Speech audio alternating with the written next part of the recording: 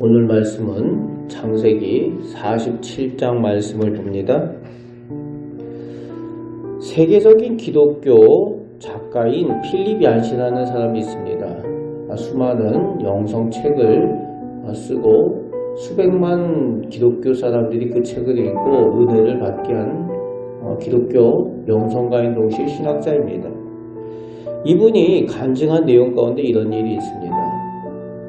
자신의 어머니가 남편이 세상을 일찍 떠나가셨어요. 그래서 자신과 동생이 있는데 그 두 아들을 어머니가 데리고 당시에 살아갈 일이 막막했었다는 겁니다. 세계가 전쟁 일도 있고 모두가 어려운 가운데에 두 아들을 데리고 있는 어머니 입장에서는 바로 내일도 살아갈 수 있는 길이 보이지 않았다는 거예요.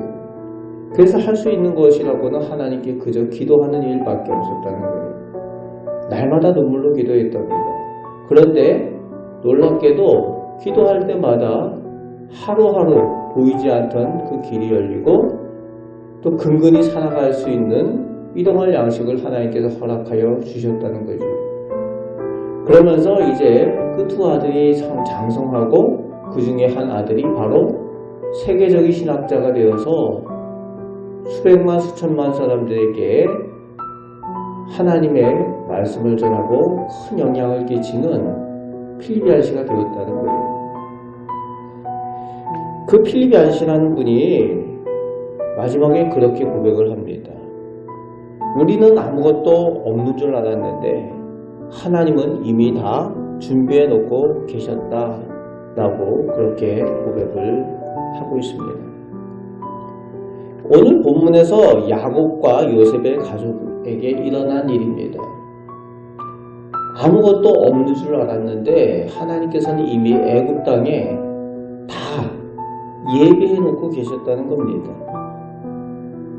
그리고 오늘 우리에게도 하나님께서는 동일하게 베풀어 주시는 하나님의 은혜, 여호와 일의 은혜인 줄 믿으시기 바랍니다. 1절부터 12절에 보면은 야곱의 가족이 이제 애굽에 내려와서 살아야 되는데 하나님께서는 이미 그 고센 땅이라는 곳을 구별하여서 예비하여 놓고 계심을 볼 수가 있습니다.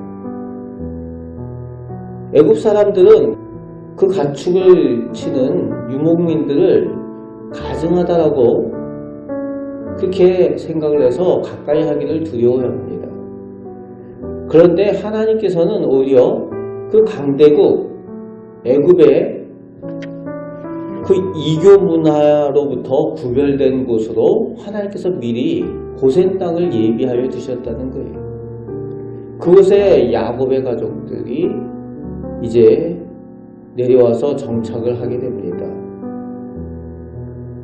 안 좋은 땅이 아니라 애굽에서 가장 비옥한 땅 중에 하나를 하나님께서 미리 예비하여 두셨다가 그곳으로 야곱의 가족들을 데려다가 살게 하시는 거죠. 미리 예비하셨다는 겁니다. 그리고 이제 13절부터 26절에 보면은 계속해서 온 땅과 애굽에도 기근이 계속되고 있습니다. 애굽 백성들마저도 돈이 다 떨어지고 가축도 다 갖다 바쳐서 먹을 것과 바꾸고 그리고 더 이상 바꿀 게 없어가지고 이제 남은 땅과 자기 자신들까지도 다 바로에게 바치겠습니다. 양식을 바꾸는 그런 지경에 이르렀다는 거죠. 애굽 백성들마저도. 그런데 야곱의 가족, 요셉의 가족에게는 12절 말씀해 보니까 그 식물로 만족하였다라고 그렇게 쓰고 있습니다. 먹을 것이 부족함이 없고 풍족하였다는 거예요. 부족함이 없었다는 겁니다. 세상이 온통 어려운데 하나님께서 야곱의 가족만은 보호하여 주시고 오히려 풍족한 은혜 가운데 허락하여 주셨다는 겁니다. 세상은 흔들리지만 하나님의 백성은 흔들리지 않고 풍족했다는 거죠. 위기는 세상 모든 사람들에게 닥쳐오지만 하나님의 보호하심은 오직 하나님의 자녀, 하나님의 백성에게만 주어지는 은혜라는 겁니다. 그래서 하나님의 백성이라는 거죠. 오늘도 그 은혜와 그 보호하심을 받고 살아가는 우리 하나님의 자녀된 것을 감사하시는 우리 성도들 꼭 되시길 바랍니다. 오늘도 그 은혜와 보호로 인도하여 주실 줄 믿습니다. 이제 마지막 부분에 보면은 야곱이 아들 요셉을 불러다가 진지하게 유언을 하는 내용이 나오고 있죠. 자신이 이제 나이가 되어서 죽음을 이제 맞이하게 될 텐데 이곳 애굽 땅에 장사하지 말고 반드시 조상들의 땅, 조상들의 묘지에 자신을 장사하게 해달라라고 진지하게 요청을 하고 있습니다. 그리고 요셉의 약속을 받아내죠. 그 이유가 뭘까요? 자신의 죽음을 통해서조차도 자손들이 돌아갈 곳은 가나안 땅임을 기억하도록 하기 위함입니다.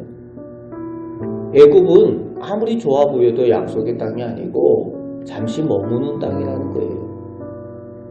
돌아갈 곳이 가나안 땅이라는 겁니다. 조상들에게 하나님께서 약속하신 땅, 가나안 땅으로 돌아갈 것을 알려주기 위함이지. 그래서 이제 다음 장들에 나오지만은 야곱이 이제 별세했을 때에 야곱의 장사를 위해서 이스라엘의 가족들이 다시 한번 가나안 땅으로 올라가는 그 장면이 나옵니다. 똑같이 이후에 이스라엘 백성들이 그렇게 가나안 땅으로 돌아가게 될 것이라는 것을 미리 보여주고 있는 모습입니다. 야곱이 자신의 장래를 통해서조차도 돌아갈 곳이 가나안 땅이라는 것, 믿음의 유산을 자손들에게 남겨주고 있는 것을 볼 수가 있습니다. 믿음의 유산이 참 중요합니다. 선배 목사님 중에 다른 동기들과 좀 차이가 나게 나이가 들어서 신학을 시작하신 목사님이 계십니다. 그분이 왜 늦게 그렇게 신학을 시작했는가 라는 말씀을 하시는데 그랬다는 거예요. 세상적으로는 어떻게 보면 성공하고 세상에서 열심히 살아가고 있는데 아버님이 돌아가셨을 때 이제 장례를 하는데 이 장례식에 아버님이 늘 보시던 성경책이 있다는 거죠. 그러면 이제 장례 그 자리에 아버님이 보시던 성경책을 이렇게 진열하는 그 일이 있는데 그 성경책을 진열하다가 그 성경책 앞부분 그 자리에 아버지가 써놓으신 기도 제목을 본 거예요. 내 아들이 장차 하나님께 쓰임받기를 원합니다 라는 기도 제목이 쓰여져 있는데 그 기도 제목들 가지고 아버지께서 평생 기도하신 것을 알았다는 거죠. 그걸 보고 마음 가운데 감동을 받고 결단을 했다는 거예요. 지금까지는 내가 세상 가운데 성공의 삶을 살았지만 이제 아버지의 기도처럼 나도 하나님을 위해서 쓰임받고 싶다. 그래서 늦게 신학을 하기로 결심을 하고 늦게 신학교에 와서 지금은 담임 목사님으로 또 열심히 삶을 감당을 하고 있습니다. 하나님께서는 우리의 내일을 예비하시고 이끄시는 하나님이십니다. 인도하시는 하나님이십니다. 오늘 우리가 살아갈 때 우리는 사람이어서 우리 앞날에 어떤 일들이 있는지 알지 못하고 내일 일 알 수가 없습니다. 그러나 우리가 하나님의 자녀, 하나님의 백성이기 때문에 하나님께서 예비하여 주시고 보호하여 주시고 좋은 것들로 허락하여 주실 줄 믿습니다.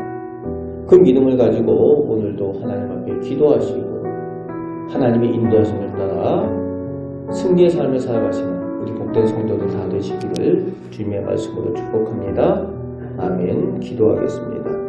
아버지 하나님, 오늘 저희를 사랑하여 주셔서 아버지 집에 나오게 하시고 아버지 하나님의 약속과 인도하심을 믿고 기도하게 하시니 감사를 드립니다.